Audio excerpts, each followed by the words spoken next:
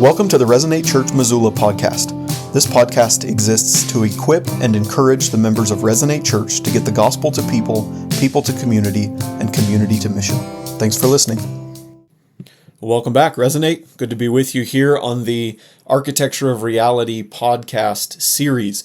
Last Sunday, Ben Otsby walked us through Genesis 1 through 3. He taught on the doctrine of anthropology, and specifically that you, as a human being, are made in the image of God. Today, we're going to deepen that teaching. So anthropology is the doctrine that answers the question, what am I? As a human, as a man, what am I? And our culture is desperately confused about the answer to that question. Thankfully, the Bible is not. So let's jump in. What does the London Baptist Confession of 1689 say about anthropology? Chapter 4 of the London Baptist Confession is called Of Creation. And paragraphs 2 and 3 lay out some of the biblical doctrine of humanity. So listen to paragraph 2. This is dense. It says, after God had made all other creatures, he created man, male and female, with reasonable and immortal souls, rendering them fit unto that life to God for which they were created, being made after the image of God, in knowledge, righteousness, and true holiness, having the law of God written in their hearts, and power to fulfill it, and yet under a possibility of transgressing, being left to the liberty of their own will, which was subject to change. So that paragraph contains a lot about humanity, huge claims. So first, male and female, there are two sexes, both fully image bearers. Neither one is optional. Neither one is interchangeable. And then it says we have reasonable and immortal souls. So humans have non-material. They have an eternal aspect to their being. It says we are made in the image of God in knowledge, righteousness, and in true holiness. So Adam and Eve were originally made upright. They were righteous in their creation. They had the law written on their hearts. They had real moral freedom. And in their original state, they were under the possibility of failing. Okay, so they were created upright, they were created righteous, but the London Baptist Confession says they had a possibility of transgressing, being left to the liberty of their own will, which was subject to change. And as you know, in the story, they did. They did transgress that law. In paragraph 3, we read a little more about it.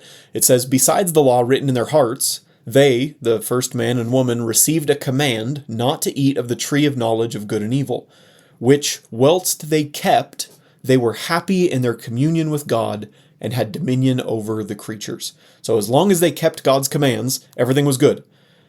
And specifically, everything was good in the way that they exercised dominion over God's creation. And that dominion, the royal mandate that Ben talked about on Sunday, that was humanity's initial call. They were created to rule under God over the creation. Not to exploit creation, not abandon. They were called to rule. So we are God's representative governors of the earth that he made. There's some stuff from the London Baptist Confession. Now here's a few questions we should answer today. First one, what does it mean to be made in the image of God? Well, theologians have debated this question for centuries, and there are three main components or facets to the image of God. All three are true. The first component is the substantive elements of man. These would be the elements of man that consist of capacities that we possess, like rationality, morality, and self-awareness. So we have these capacities, these capabilities in our substance, and that gives us the image of God, or makes us in the image of God.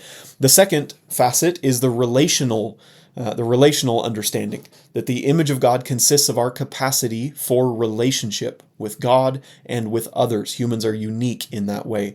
And the third facet to the image of God is the functional element, that the image of God consists of our role to rule and steward creation. That is unique in all living things. The proper answer, it's not like it's one of these three things, it's all three of these together. To bear God's image is to possess God-reflecting capacities, to exist in covenant relationship, and to exercise God-delegated dominion. I'm going to say that sentence again. To bear God's image is to possess God-reflecting capacities, to exist in covenant relationship, and to exercise God-delegated dominion. The image of God is the basis of human dignity. It's the rationale for every ethical command. It's the reason that every human being, born and unborn, functioning and disabled, born here, born across the border, every human being is worth defending. Second question, are humans made of two parts, so body and soul, or three parts, body, soul, and spirit? This is a classic theology debate, and the historically Reformed Baptist position is called dichotomism.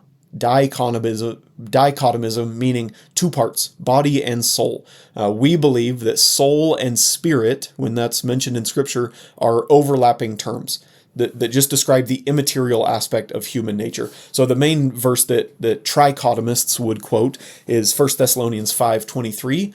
Says, "May your whole spirit and soul and body be kept blameless."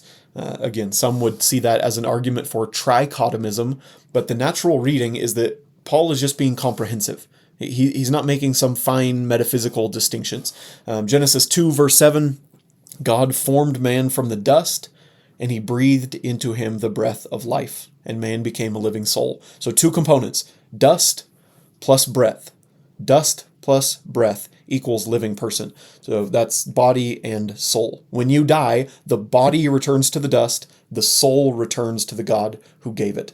And at the resurrection, the soul and the body are reunited. So we are dichotomists. We believe there's two parts to a human. Question number 3. Did the fall destroy the image of God in humans? The answer is no. The fall defaced the image of God in humans. It did not destroy it. So Genesis chapter 9, verse 6, this is after the fall, after the flood. God still grounds the prohibition against murder in the image of God. He says, "You shall not murder because you are murdering someone who bears the image of God." In James chapter 3, verse 9, it says that we curse people who are made in the likeness of God. That's why we shouldn't speak this way to certain people. So the image of God remains even after the fall. The fall has damaged every faculty. Your reasoning is now warped by sin. Your relationships are now distorted. Your dominion has become exploitative, but the image itself is not erased. And this really matters for our Christian lives. It means that every non-Christian that you meet is still an image bearer, that they're still deserving of dignity and respect. It also means that the work of redemption is the work of restoring the image to its full glory. So Colossians 3:10 says that's exactly what's happening. The new self is being renewed in knowledge after the image of its creator. That's what redemption and restoration is. Fourth question. Does the Bible's view of male and female matter? And what does it mean? So does the male and female distinction matter? I would say this, but it matters enormously. And our culture is ablaze because of it. They are in hot debate about this, but the Bible is just really clear. Genesis 1:27, male and female, he created them. So two sexes, again, both fully and equally image bearers, both designed by God for distinct and complementary roles in the home and the church and the world. And so we hold to what is called complementarianism. Complementarianism. It's a big fancy word that basically just means men and women are equal in their essence, in their dignity, in their value, and they are distinct in their role, their function, and their design. So equal in value, different in design. We are not egalitarians because the Bible is not egalitarian. But we're also not patriarchalists in the abusive sense. The Bible teaches that husbands love their wives as Christ loved the church, and that wives respect their husbands. So both husbands and wives they are called to sacrifice. They are called to love and respect. The two sexes are not interchangeable. And the cultural project to abolish the distinction between male and female is at war with reality, at war with nature, and at war with the doctrine of creation. And therefore, it will lose. It is losing, and it will lose. Question 5, last one. What about humans before they're born? Or what about humans after a severe injury or with a profound disability? Are they fully image bearers when the image is marred in some way? The answer is yes. They are fully image bearers. The image of God is grounded in being human, not in possessing functioning capacities or capabilities.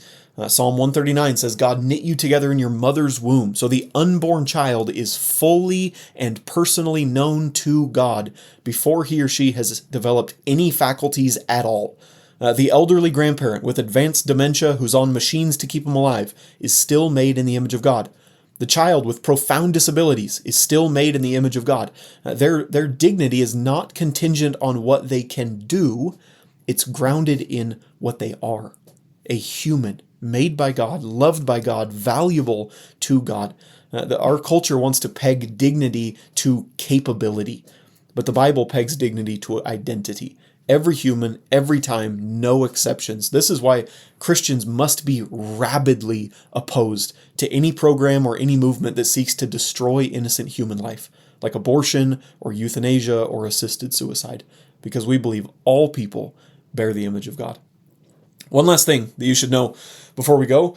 The Bible teaches what theologians call 4 states of humanity. So these are chronological states. So first you have the state of innocence. This was Adam and Eve before the fall. And in this state, they are able to sin and able not to sin. So Adam and Eve have the freedom to be able to choose sin, which they did inevitably, but they were also able to choose righteousness. So able to sin and able not to sin. The second state is the state of fall. This is humanity after Genesis 3. And in this state of fall, we are unable not to sin. We are unable not to sin. Everything we do is sin. Everything we do is unrighteous. The third state is the state of grace. These are believers in this life. And in this state, you are able not to sin because of the Spirit. So if you're a Christian, it is possible for you to not sin. Now, I don't mean it's possible for you to never sin. I mean, like this evening when you're tempted by something, you could choose not to sin because of the Spirit inside you. You could also, obviously, sin. So right now, in the state of grace, you are able not to sin and you are able to sin. Very similar to the state of innocence of Adam and Eve before the fall.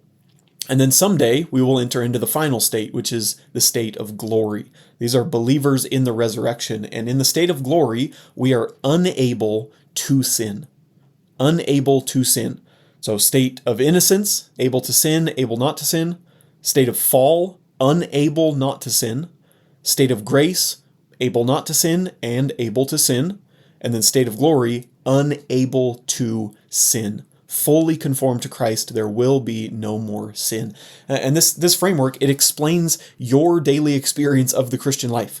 Like you will sin this week because you are still in the state of grace. You're not yet in the state of glory, but you will also resist sin this week. You will walk in obedience in ways that you could not have done before you were saved because grace is real and the Spirit is at work.